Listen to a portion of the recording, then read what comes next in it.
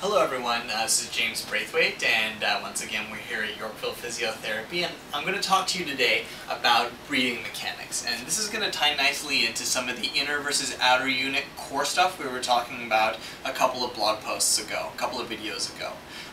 Specifically, you may recall that we talked about how if your inner unit is not functioning properly and your outer unit is taking over all the inner unit work in an effort to stabilize the trunk, that can lead to a number of bad things like pain, poor breathing mechanics, poor physical performance in terms of athletic performance. So we gave you a few exercises at that time to start activating the inner unit, and today we're going to talk about how you can use breathing mechanics to also activate your inner unit, which is great. So you might recall that the inner unit is comprised of your diaphragm, right? Your pelvic floor, the transversus abdominis, which is a muscle that sucks the belly in, and a few sets of small muscle groups that line the spine. Today we're going to be working specifically with our diaphragm. So we're going to do some diaphragmatic breathing techniques. So come on over and let's talk about how you can practice this in your day-to-day.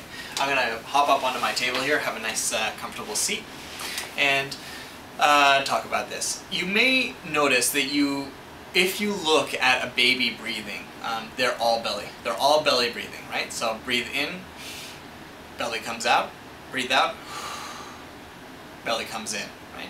That's your diaphragm doing work.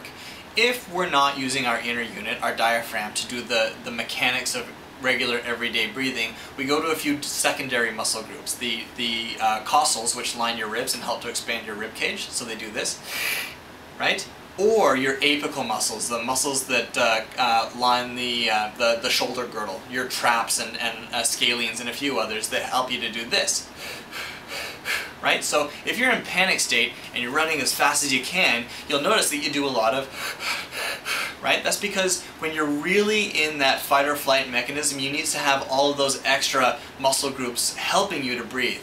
When you're in day-to-day activity, you don't need those extra muscle groups helping you to breathe. The problem is we tend to over-rely on those extra muscle groups to breathe even when we don't need to. So you'll see people who will be sitting around typing in their computer, and they're what we call apical breathers. Like a lot of this even at rest, right? Or chest breathers.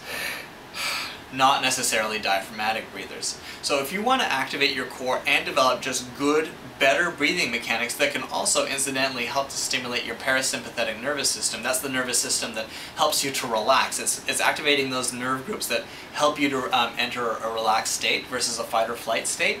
This is a great trick to practice. So you're just going to sit quietly with your hand on your belly like so, and as you breathe in, you're going to feel your belly pushing into your hand and pushing your hand out like this, right? So,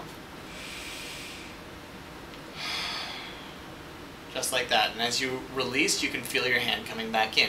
That pressure on your hand is your feedback that you're doing it right. So,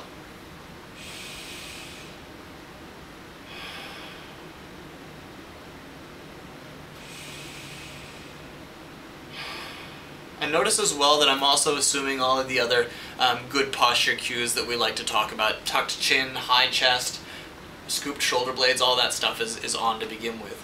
And you add in the diaphragmatic breathing, and all of a sudden you're activating your inner unit, you're stimulating the nerve groups that help to induce that relaxation state, and you're also you're practicing good breathing mechanics, which is just good for your everything that's going on in your physiology. So a very positive, easy to do exercise when you're trying to again stimulate your inner unit, and it's a different sort of approach to this problem. You don't need any special equipment for it. You can do right now at your computer after you're done watching the video. So give that a shot. Give it 10 breaths. Do 5 sets of 10 breaths. Don't do 20 breaths. You'll probably hyperventilate. But try to take 2 minutes to do 5 sets of 10 breaths. See how you feel. You'll probably feel a lot more relaxed when you're done.